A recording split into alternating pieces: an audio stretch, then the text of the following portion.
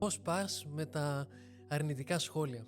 Είμαστε στην εποχή που τα social media και η παρουσία στα social media, δεν ξέρω, αλλά είμαστε όλοι πάνω από το κινητό. Βλέπουμε όλη μέρα stories, φωτογραφίες, reels και τα λοιπά.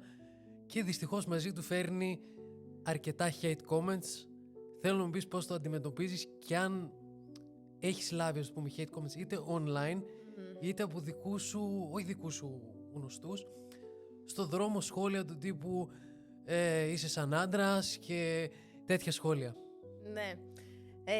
Θα σου πω, παραδόξως δεν έχω λάβει hate comments, ας το πούμε. Γιατί όπως σου είπα, είμαι στην κατηγορία bikini, που είναι το λιγότερο muscular και ας πούμε το πιο θηλυκό. Ό,τι πιο θηλυκό θα μπορούσε να είναι από αυτές τις κατηγορίες που ανέφερα. Τώρα, σαν σχόλια γενικά ότι υπάρχουν.